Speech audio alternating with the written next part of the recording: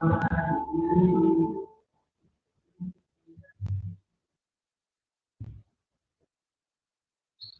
morning, church family. Good morning.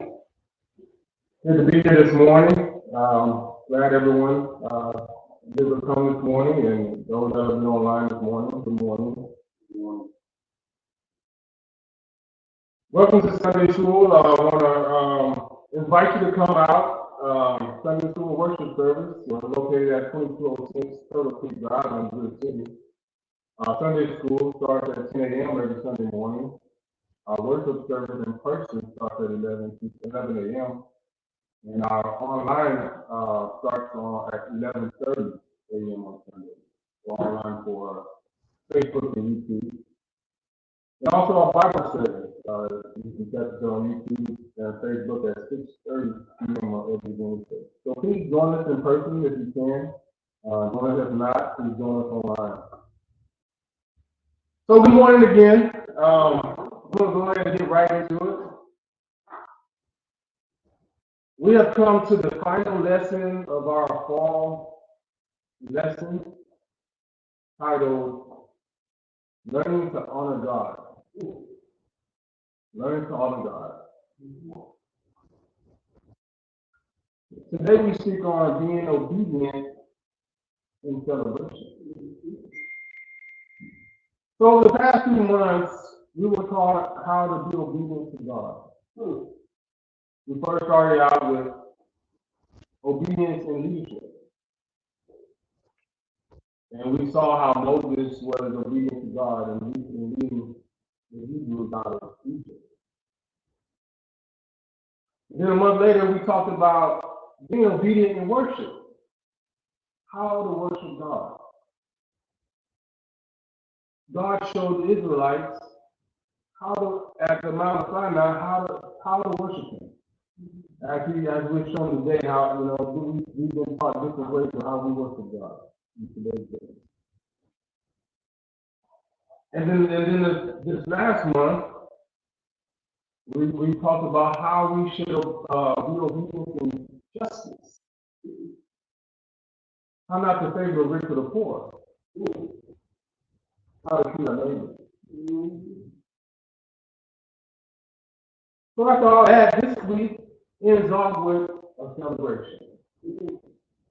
How to be obedient in celebration. Amen? So our lesson comes from Leviticus chapter 25, verses 1 through 12. And what we're going to talk about today is how to remember the Sabbath, remembering the Sabbath year with joy, and remembering the Jubilee year with joy.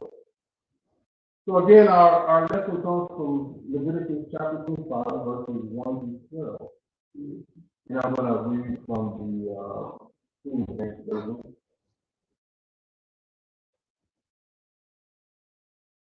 Leviticus chapter 25, verse 1. It says, "And the Lord spake unto Moses in Mount Sinai, saying, Speak unto the children of Israel, and say unto them, When you come into the land which I give you, then shall the land keep a Sabbath unto the Lord. So the land keeps a Sabbath to the Lord. He says, 6 years thou shalt sow thy field, and 6 years thou shalt prune thy vineyard, and gather in the fruit thereof. He says, But in the seventh year shall be a Sabbath of rest unto the land, a Sabbath for the Lord. Thou shalt neither sow thy field nor prune thy vineyard. Verse 5 says that which groweth of its own accord, thou shalt not reap. Neither gather the grapes of thy vine and rest, for it is a year of rest unto the Lord.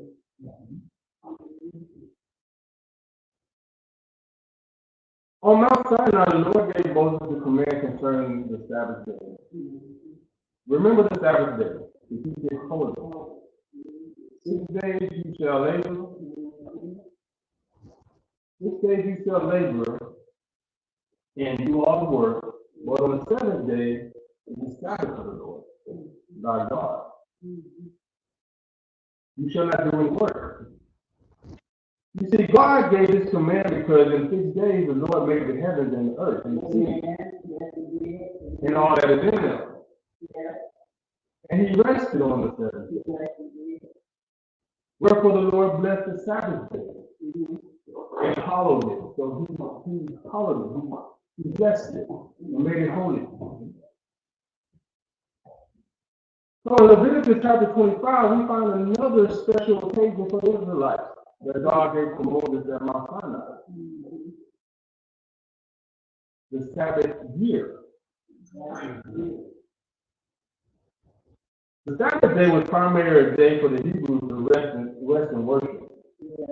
When they entered the promised land, they were to observe the Sabbath year, which was the time for the land to rest for a year in the Israelite agricultural cycle. Based on the Sabbath day cycle established and created, the Lord wanted his people to plant their fields, prune their vineyards, and take in the produce for 6 years. In the seventh of an agricultural cycle, the Israelites were to observe a Sabbath of rest unto the land, a Sabbath for the Lord. In this year, the people of God were not to plant their fields or take care of their vineyards. In the seventh year, some of the crops will come up on their own, and the vineyard will continue to be fruit. The Israelites, however, were not to harvest the crop or pick the grapes of the untended vine. They were to give the land a year rest. So as we go on to chapter 6, it says, and the Sabbath of the land shall be meat for you, for thee, and for thy servant, and for thy maid, and for thy hired servant, and for thy stranger that sojourn with you, and for thy cattle, and for the beasts that are in the land, shall all the increasing of the beast. So the question then arises, how do they eat in that year? What do the produce that come up and it's only during the 7th year? So that he says, do not go out and produce. He says, leave the crop alone, leave the field alone. Okay, so what about he said, well, there's still gonna be some fruits and some vegetables going up, growing in that time, arriving. But what to do with the produce that came up on its own during the 7th year? This food was available for them, their servants, the hired workers, the aliens in the nation, and the animals. They were not to harvest it or throw it away, but it was available to be eaten for those that are in need. Why did God command such a practice? We have come to learn that it was a sound agricultural practice. The 7th year, let the land lie fallow, so that it could be replenished its nutrients for the next season, 6-year cycle of planting. The Sabbath year, however, was more than an agricultural issue. It was a year set apart to the Lord. So what would the people eat in the 7th year? Later in Leviticus, the Lord promised abundance in obedience to his instruction. I will command my blessing upon you in the 6th year,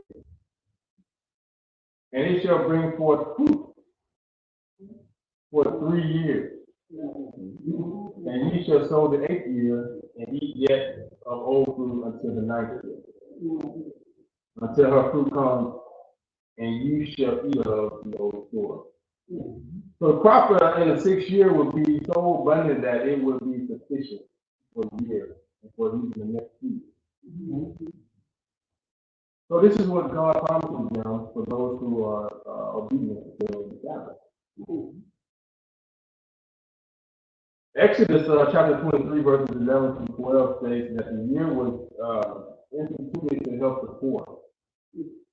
But the 7th year, though, shalt let it rest and lie still, that the poor of thy people may eat. And what they leave, the beasts of the field shall eat. The Sabbath year was also to be accompanied by 2 other actions: releasing people from debt, and also reading the reading of the law to the people. The Sabbath year was also important to the Lord that He determined the length of the Babylonian captivity. So the Sabbath was sometimes we just kind of brush over the Sabbath, but to the Lord, the Sabbath was very serious. Oh yeah, very serious. The Sabbath year was so important to the Lord that He determined the length of the Babylonian captivity by the number of times His people failed to observe the Sabbath year. The Israelites apparently missed keeping the Sabbath year for 490 years. Or 70 Sabbaths. A long time. So the Lord put His people in captivity for 70 years until the land has enjoyed her Sabbath. For as long as she lay desolate to keep that Sabbath, for 3 years. So we go on to verse 8. It says, "And thou shalt number 7 Sabbaths of years unto thee, 7 times 7 years, and the space of the 7 Sabbaths of the year shall be unto thee 49 years. Then shalt thou cause the trumpet of the beginning to sound on the 10th day of the 7th month. In the day of atonement shall you make the trumpet sound throughout all the land.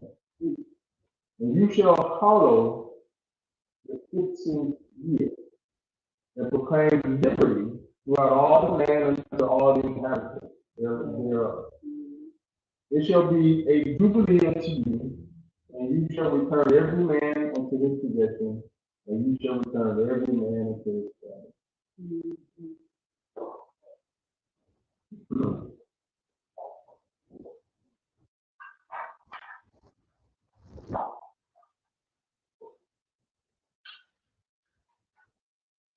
So God considered the land of Israel to be His land. And His people were, in a sense, tenants. So to regulate the use of the land, the treatment of the poor Israelites, and the economic conditions of the people, the Lord instituted the Jubilee year. The Sabbath year of Leviticus 25, 1-7, was the basis for another important celebration in the Israel's life, the Jubilee year. At the end of 7 cycles, the number of perfection of the 7th year, 49 years, the people were to set aside the entire next year, the 15th year, as the Jubilee year. The Jubilee year started with the trumpet blast during the Day of Atonement observance. Leviticus 23:23-5 describes the Feast of Trumpets, which immediately preceded the Day of Atonement. So the trumpet blasts were connected to the Day of Atonement, and thus the beginning of the Jubilee year. The general purpose of the Jubilee year was to proclaim liberty throughout all the land unto all the inheritance thereof. This liberty encompasses 2 areas of people's lives: restoring the family property and also restoring the family itself. First, the Jubilee year provided liberty or restoration for the family's property. So those that were in debt, they would sell the property, to get out of debt. This was also a time where they let free those that were servants or slaves at the time. Sometimes they were, in so much they would enslave themselves, to work off debt. So this is the time where they were to give back the land to the owners and also release the slaves as well.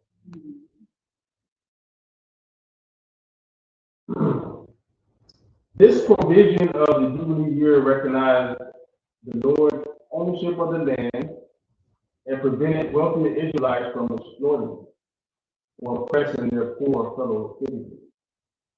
So he set limits, so they wouldn't exploit each other, so they wouldn't keep people enslaved, for their lifetime. They wouldn't keep the property from them for a lifetime, so they'll never have the land anymore. So if you put these in place, so people wouldn't be taken care of, taken advantage of. The Jubilee year provided liberty and restoration for the families themselves. Every individual who had been sold into servitude or to be returned, was to be returned to his family. The fellow Israelite was to be released in the Jubilee year and returned to his family. This provision reminded everyone that the Israelites were slaves to God and kept them from exploiting their fellow countrymen. Verse 11 goes on to say, a jubilee shall that 50th year. A jubilee shall the 50th year be unto you. You shall not sow, neither reap that which groweth of itself in it, nor gather the grapes in of thy vine of grass. For it is the jubilee. It shall be holy unto you. You shall eat the increase thereof out of the field.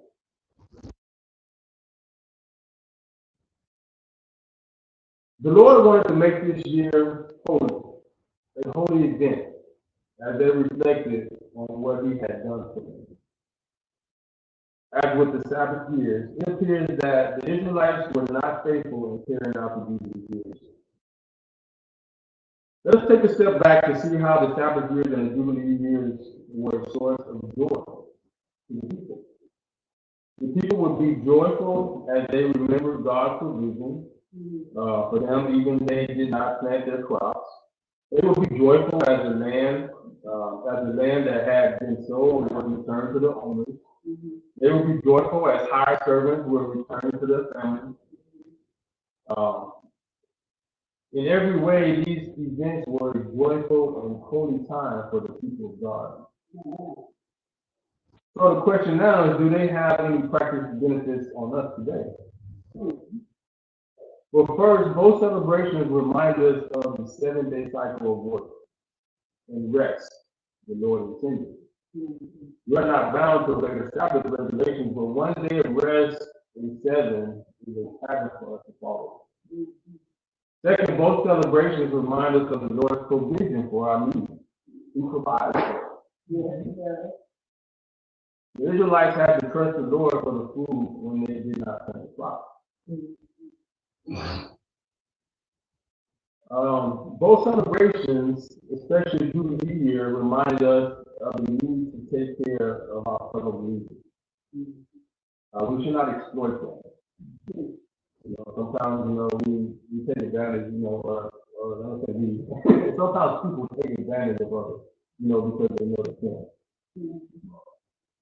These are principles that are in line to help us from doing these things, exploiting others. And both celebrations reminded us that obedience to God brings joy. Some may imagine that a close walk with the Lord leads to a burdensome life. Quite the opposite is true. Obedience brings us great joy. When we obey, we're obedient to God's word. When we're obedient to His leadership. When we're obedient in our worship. When we're obedient to our neighbor.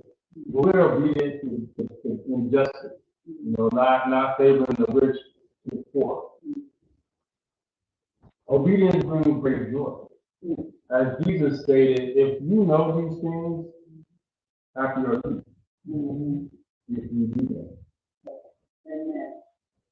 So let's determine to walk in complete obedience in our Lord as we go out through our days. Amen? Amen.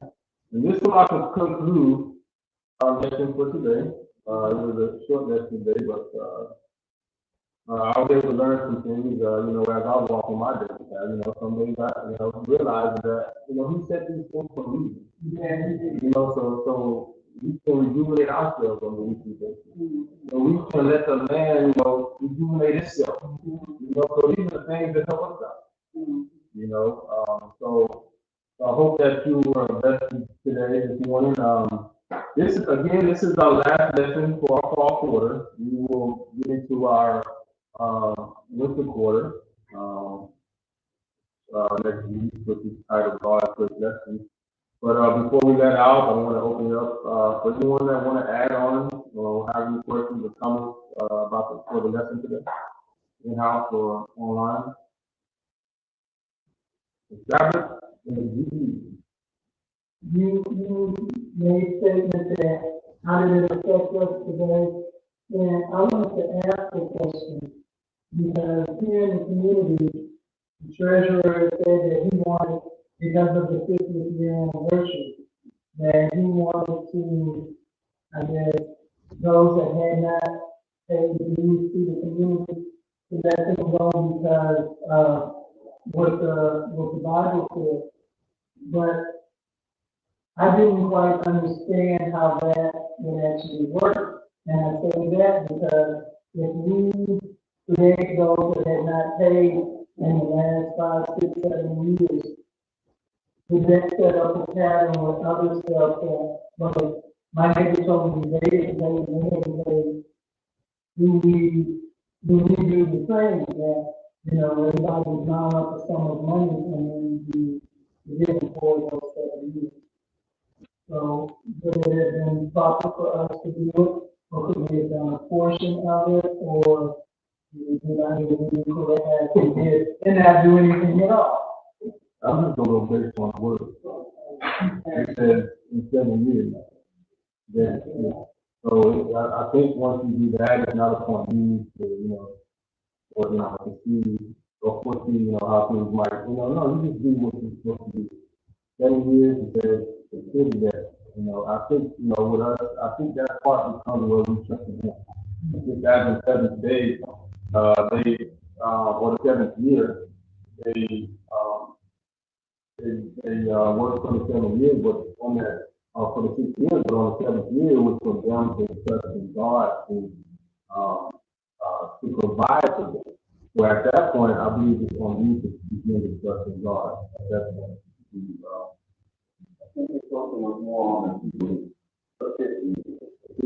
But the way that I'm trying to understand it, on the 50th, because it was our 50th, which it was in Jubilee. At the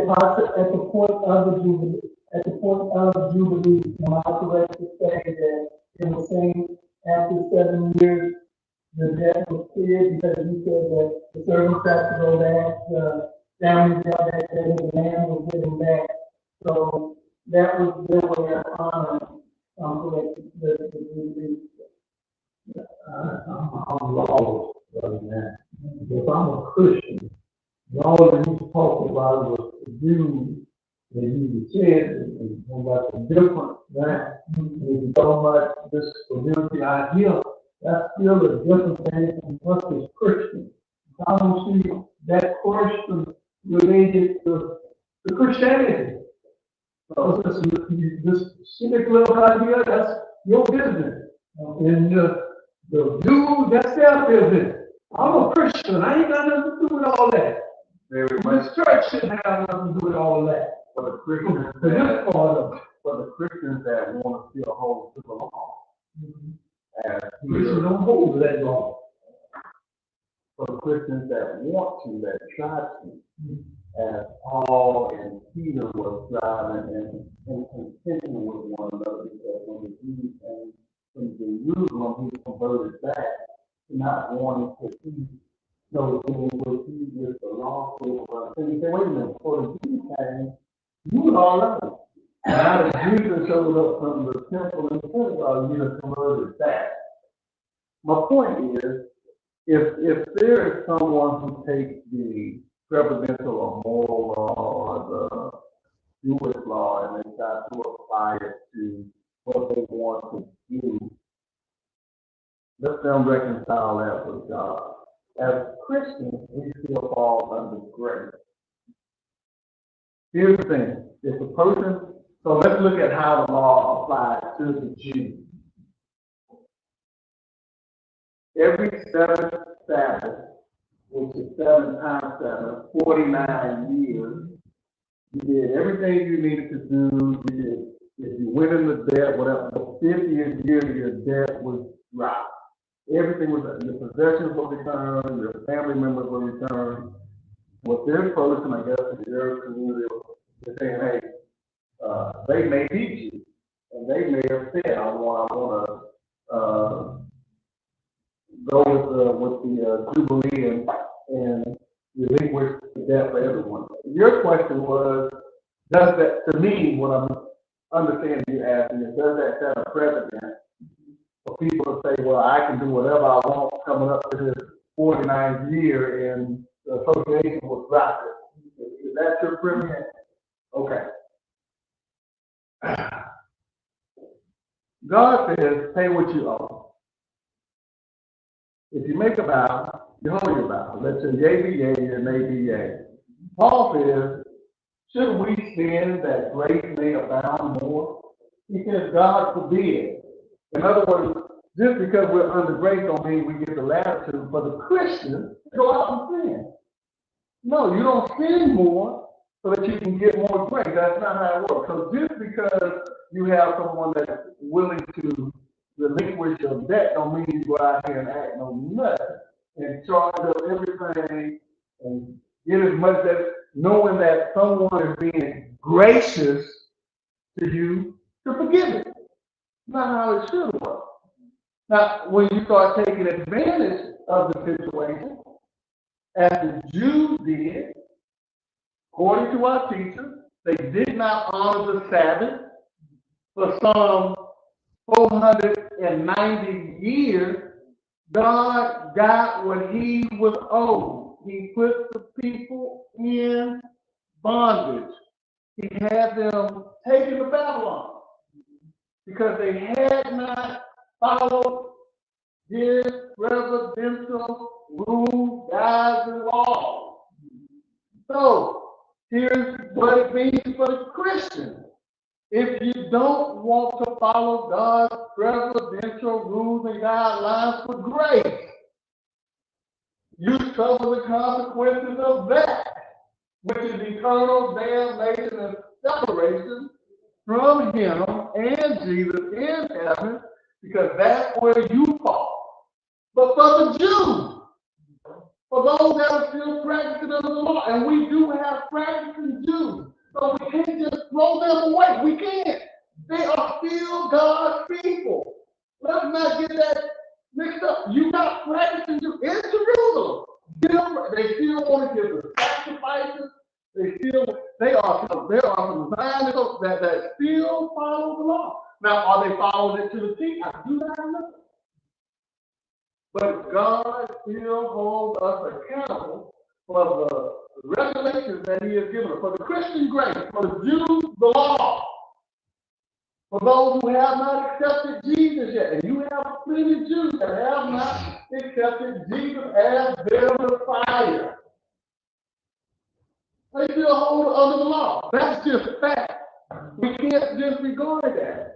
Here's the thing. Again, if you don't want to hold to what he says, then we deal with the repercussions, as the scripture says. For the Christian grace, for the Jews, the law. For those who want to defend because they practice as Jews, they want to forgive that, even a Christian or whomever. He's practicing the law. He can do that. Should we take advantage of him for doing that or of them for doing it? Absolutely not. Because then we're at fault. Not him, not that person, but we're at fault for trying to take advantage of. And God said he's going to be paid what he owes. understand that. So obedience and celebration. Celebrate it. If the man, hey, if somebody wants to let me be debt free, I'll take it. I don't care if it's because let me help you apply it to today.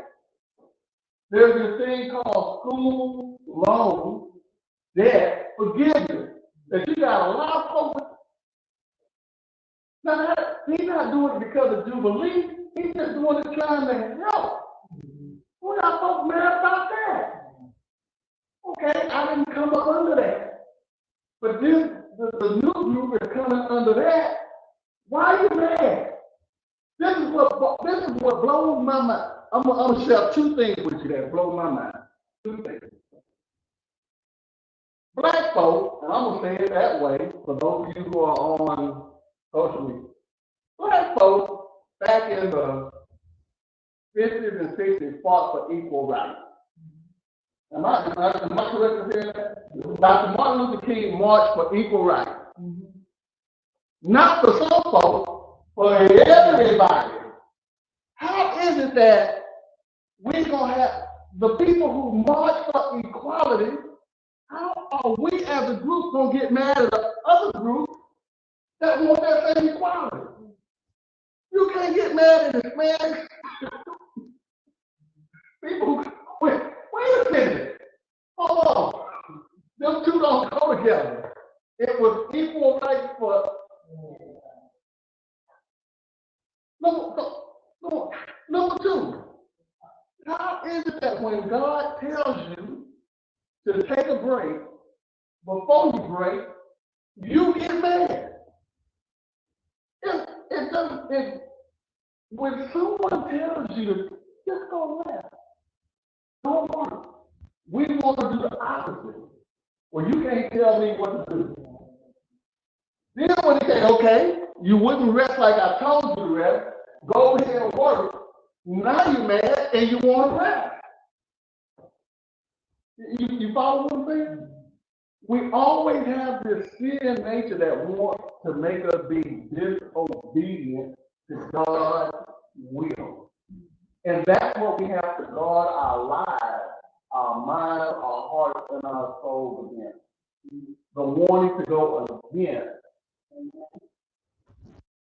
what God says we must do. Now, cap it off by doing what Jesus has done. Brother Keith said he's going to apply the scripture. Love the Lord thy God with all thy heart, with all thy might, with all thy soul. And the second is likened unto this. Love thy neighbor. And if you love your neighbor as yourself, there's a lot of debt you're going to forgive. Because you're going to want yours to forgive. Just that plain and simple. And that will help you to be obedient in your celebration. Amen? Amen. That's good. That's all good and true in one aspect. But still, the next question, when we go to talking about Jews, some of that stuff has nothing to do with that kind of question, because I see the Bible and what Jesus said, these Jews are still wrong because they have not accepted Jesus as that Messiah that Old Testament talks about. But we as Christians say yes. And that makes a big difference. Whoever, as far as I'm concerned, has acknowledged Jesus as the Messiah who shed his blood on the cross for us, the way I see the gospel.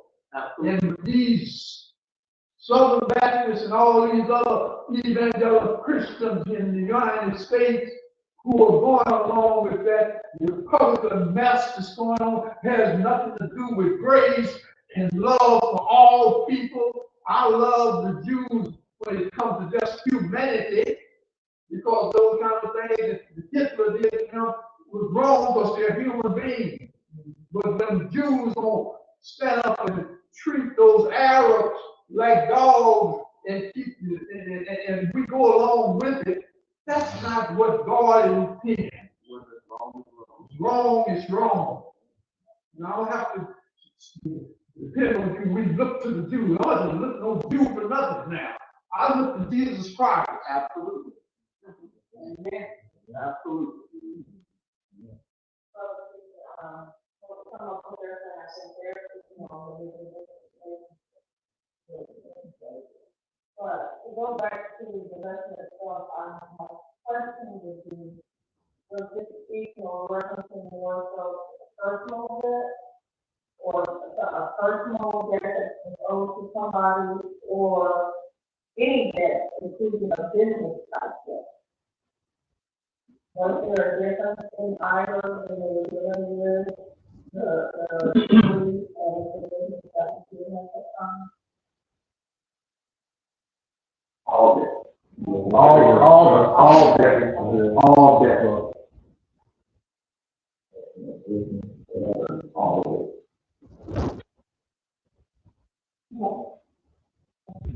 Anyone else want to add on to the discussion? Anyone online? Well, like I said, this concludes our fall lesson. Learn how to honor God. I think this is most definitely been a great, the whole most definitely been a great lesson. How to be obedient, so many ways. I learned a lot. But on to our next one. Our next point. God's great blessing. Starts with the blessings of the Savior. And the first lesson is the promise of Messiah's forerunner. From Luke chapter 1, verses 8 to 20. So if you want a book, if you need a book, please reach out to us or come to service. We can most definitely get the book to send it to. I think that's it. Anything else? May we all stand?